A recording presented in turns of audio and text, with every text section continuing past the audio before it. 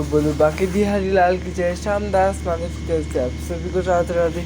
आशा करता हूँ आप सब स्वस्थ होंगे, मस्त होंगे और श्री हरि के चरणों में लगेंगे। और आप सभी को मेरी तरफ से कार्तिक मास के 15वें दिन की बहुत सारी बधाई, ढेर सारी शुभकामनाएं। और आज है कार्तिक मास का 15वां दिन। जी हाँ, आज पूरा आधा महीना ख़त्म हो गया है और आज हम पढ़ेंगे 16वां अध्याय। तो मैंने हाथ में पुष्प ले लिए हैं, तो आप तिल भी ले सकते हैं, ठीक है दी। और कथा शुरू करने से पहले, अध्याय शुरू करने से पहले थोड़ा श्री हरि का कीर्तन करते हैं। तो चलिए करते हैं।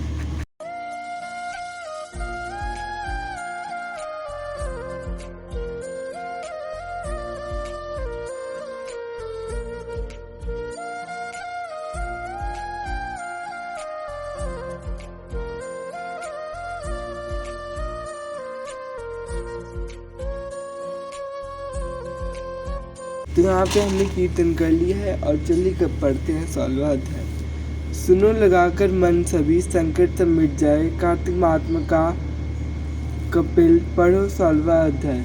राजा पृथु ने कहा, हे नारद जी, तो महाप्रभु शंकर की बड़ी अद्भुत कथा सुनाई है, अतः कृपा करके अब आप यह बतलाइए कि उस समय राहु उस पुरुष से छूटकर कहाँ गया। नारद जी ने कहा, उससे छूटने पर वह बर्बर नाम से विख्यात हो गया और मानो नया जन्म पाकर उसने अपने आप को धन्य माना तथा वह धीरे धीरे जलंधर के पास गया। वहाँ उसने शंकर जी की चेष्टा कही। उसे सुनकर दैत्य राज को बड़ा क्रोध आया और उसने सब दैत्यों को सेना सजाने की आज्ञा दी। कालनेमी और शुम्भ आदि सभी महाबली दैत्य तैयार होने लगे। एक से एक महाबली दैत्य करोड़ों की संख्या में निकल कर युद्ध के लिए तैयार हो गए। महाप्रतापी सिंधुपुत्र शिवजी से युद्ध के लिए निकला। उसके आगे महर्षि शुक्राचार्य और छिन्नसुर राहु हुआ। फिर तो उसी समय जलंधर का मुकुट खिसक कर धरती पर आ पड़ा। आकाश में मेघ छा गए और बड़े अपशगुन हुए। उधर इंद्र आदि सब देवताओं ने एकत्र होकर कैलाश पर जाकर शिवजी से सब वृतांत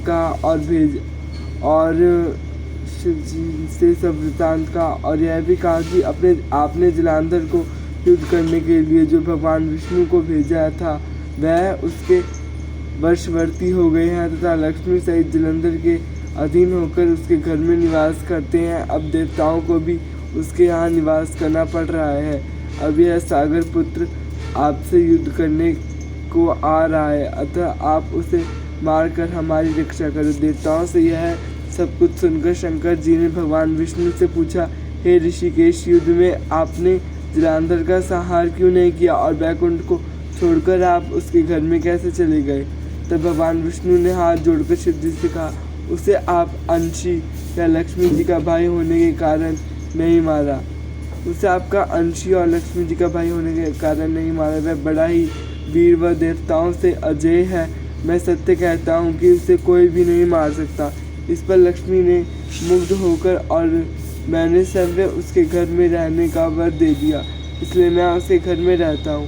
हे सूर्यवर्य विष्णु, आप ये क्या कहते हैं। उस दैत्य जलंधर को मैं अवश्य मारूंगा, इसमें कुछ भी संदेह नहीं है। अब आप मुझे देवता सहित जलंधर को मेरे द्वारा ही मारा जाएगा। अपने स्थान को जाइए, ऐसा कहा शंकर जी ने। जब शंकर जी ने ऐसा कहा तो सब देवता संदेह रहित होकर अपने स्थान को चले गए। ठीक उसी समय पराक्रमी जलंधर अपनी विशाल सेना के साथ कैलाश पर्वत को घर के सिंहात करने लगा। दैत्यों के नाद और कोलाहल से शिवजी क्रुद्ध हो गए। उन्होंने अपने नंदी आदि गणों को उसके साथ युद्ध करने की आज्ञा दे दी। कैलाश पर्वत के पास भीषण युद्ध होने लगा। दैत्यों ने अनेक प्रकार के अस्त्र बरसाने शुरू कर दिए। भारी मृदंग, शंख और तीर्थों तथा हाथी घोड़ों व रथों के शब्द से धरती कांपने लगी। युद्ध में कटकर मरे हुए हाथी घोड़ों और पैदलों का पहाड़ सा लगा गया, जिससे कि युद्ध भूमि और भी अगमय हो गई। दैत्यों के आचार्य श्री शुक्राचार्य अपनी मृत संजीवनी विद्या से सब दैत्यों को जिलाने लगे। यह देखकर शिव जी के गण व्याकुल हो गए और उनके पास जाकर सारा वृतांत सुनाया। और उसे सुनकर भगवान रुद्र के क्रोध की सीमा न रही। वह अपने भयंकर रूप से दिशाओं को प्रज्वलित करने लगे। फिर तो उस समय उनके मुख से एक बड़ी भयंकर कन्या उत्पन्न हुई, जिसकी दोनों जगहें ताल वृक्ष के समान थी। वह युद्ध भूमि में जाकर सब असुरों का चर्वण करने लगी। युद्ध भूमि में इसी तरह विचरते हुए वह शुक्राचार्य जी के पास पहुंची और शीघ्र ही उन्हें अपने उदर में गुप्त कर लिया। फिर सव्य भी अंतर्ध्यान हो गई। शुक्र के गुप्त हो जाने से दैत्यों का मुख मलिन पड़ गया और वह युद्ध छोड़कर भागने लगी, पर शुंभ और निशुंभ और कुलनेमी आदि सेनापतियों ने अपने भागते हुए वीरों को रोककर शिव गणों पर बड़ा कठिन प्रहार किया। और ऐसा ही शिवजी के नंदी आदि वीर गणों ने, जिनमें गणेश और स्वामी कार्तिकेय भी थे, उन्होंने अपने गणों को रोककर दैत्यों से भीषण युद्ध किया। तो आशा करता हूँ आपको कार्तिक मास के 16वां अध्याय पसंद आया होगा। पसंद आया हो तो लाइक शेयर कमेंट करना। और जो हाथ में पुष्प है वो हम श्री हरि के चरणों में चढ़ा देंगे। और माफ़ी चाहूँगा, कथा के लिए मैं बहुत लेट हो गया और पीछे बहुत सारी आवाज़ें आ रही होती, क्योंकि सुबह सुबह गाड़ियाँ भी चल रही होती, इसके लिए माफ़ी चाहूँगा। राधे राधे सभी मित्रों को।